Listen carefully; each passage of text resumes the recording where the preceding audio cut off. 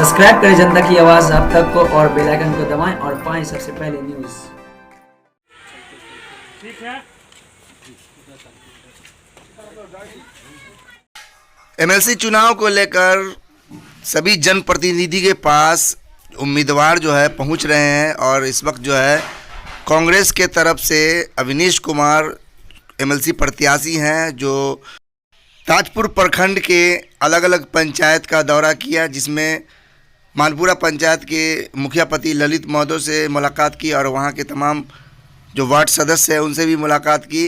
और इसी बीच वो उसके बाद शाहपुर बघौनी पंचायत गए और वहाँ भी मुखिया पुत्र से मिले आईजी जाफरी साहब, और उसके बाद सिरसिया पंचायत के मुखिया पति भोला बिहारी के पास भी गए और उनसे भी मुलाकात की और वहाँ भी तमाम जनप्रतिनिधि मौजूद थे।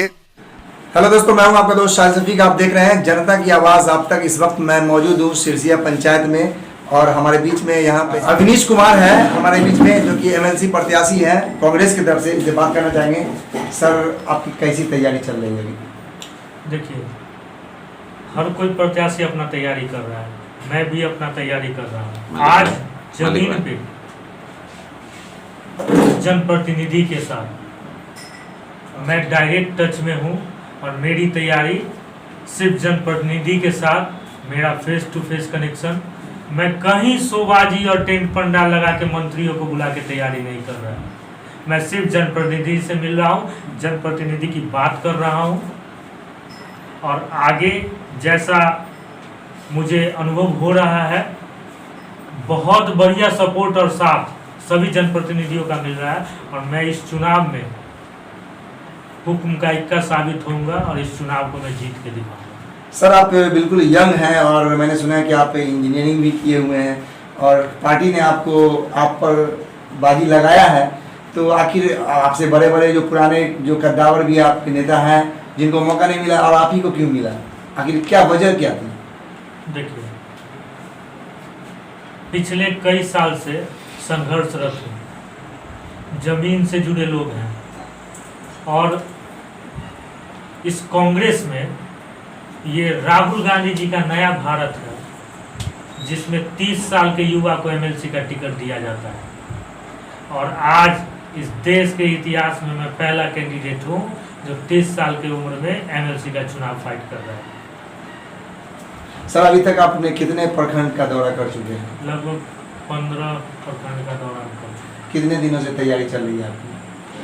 तैयारी तो काफ़ी दिन से चल रही थी और इधर हमारा कार्यक्रम और दौरा भी तेज हो गया है क्योंकि समय मेरे पास बहुत ही कम है, लिमिटेड टाइम है, 1-2 दिन के लिए लिमिटेड पीरियड है मेरे पास। दौरा उस हिसाब से चल रहा है, बाकी हर प्रखंड में हमारे लोग काम कर रहे हैं।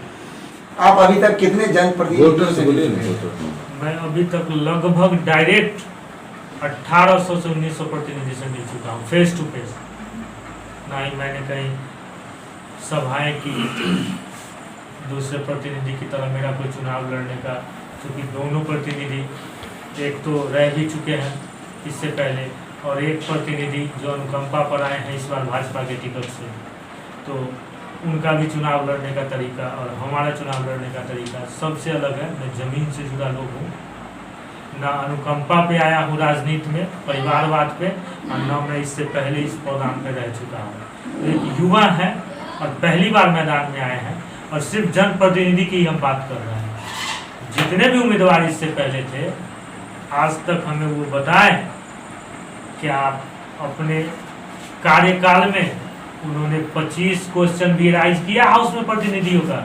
इतने दिन से एमएलसी का चुनाव हो रहा है, मुझे बताएं कि वार्ड मेंबर का तनख्वाह 500 ही क्यों है और विधायक और मंत्री का तनख्वाह हर बार बदलते जा रहा है। क्या वार्ड मेंबर, मुखिया और समिति 500 के और 1500 के लायक है? जी हाँ सर, अभी पिछले दिनों जो तरुण कुमार जी जो आए हुए थे इस पंचायत में, बगल के पंचायत में, बुरादपुर बंगरा पंचायत में, और वहाँ पे जो है स्वास्थ्य मंत्री भी आए हुए थे, उसमें भी जो है कुछ जो लोग हैं जो यहाँ के जो जनप्रतिनिधि हैं वो लोग भी जो है इस बात को उठाएं कि सर हम लोग का भी तो यहाँ पे साधन, हम लोग का जो है कार्यकाल खत्म हो जाने के बाद हम लोग कहीं के भी रहते नहीं यार, हम लोग को पेंशन वगैरह है नहीं, तो आप लोग उठाते नहीं तो कैसे काम चलेगा, हम लोग ऐसा ही रहेंगे। तो क्या आप अगर आप बनते हैं तो आप इस बात को ऊपर उठाएंगे? देखिए, मैंने अभी थोड़ा देर पहले भी कहा कि उनके पिताजी 2 बार एमएलसी रह चुके हैं, उन्होंने तो आज तक सवाल नहीं उठाया।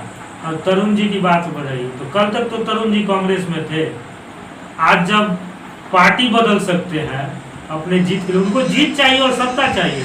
प्रतिनिधि का सवाल और प्रतिनिधि के सुख दुख से उनको तो मतलब ही नहीं है। उन्हें यह लगता है कि वो धन बल की बदौलत चुनाव जीत लेंगे, लेकिन मैं इस चीज के लिए एश्योरिटी देता हूँ आपको कि इस चुनाव में और 2400 सीट में समस्तीपुर सीट एक ऐसा सीट बन गया जहां इस देश के गृह राज्य मंत्री हर ब्लॉक में प्रचार करने जा रहे हैं। तो तरुण जी को प्रतिनिधि से कोई मतलब नहीं है दूर दूर तक, वो मंत्री और मिनिस्टर को उतार रहे हैं सिर्फ अपना चुनाव जीतने के लिए। आज वो हमें बता दें कि वो कितने प्रतिनिधि से डायरेक्ट रूबरू हुए हैं, वो हमें बताएं। जितने भी कैंडिडेट थे उन्होंने कितने कैंडिडेट से उन्होंने डायरेक्ट बात की है, कितने प्रतिनिधि से बात की सर है? बीजेपी के तमाम लोग उनके साथ तो घूम रहे हैं, बड़े बड़े नेता घूम रहे हैं उनके साथ। बिल्कुल घूम रहे हैं। नेता वोट करेंगे, प्रतिनिधि को करना है, वो पूरा देश के जनता को घुमा न दे इसमें, या पूरा भारत के नेता को उतार न दे, क्या फर्क पड़ने वाला है उससे? प्रतिनिधि समझ रहा है कि एक युवा मैदान में आया है और अगर ये जीत के सदन में जाएगा तो हमारे लिए काम करेगा। और क्या दूर दूर के मिनिस्टर आके चुनाव जितवा देंगे? बिल्कुल नहीं। चुनाव प्रतिनिधि वोट करेगा और बहुत सोच समझ के वोट कर रहा है इस बार। सर आखिर में हमारे चैनल के माध्यम से आप तमाम जनप्रतिनिधि को क्या मैसेज देना चाहेंगे? मैं बस उनसे हाथ जोड़ के यही अपील करता हूँ कि आज तक आपकी बात किसी ने सदन में नहीं उठाई, आपके मुद्दों को किसी ने सदन में नहीं रखा। क्या इस बार भी आपको ये बात नहीं समझना है? मैं एक युवा हूं और आपकी बात को ऊपर तक पहुंचाऊंगा। मेरा पहला मुद्दा ही आपके मानदेय से शुरू होता है।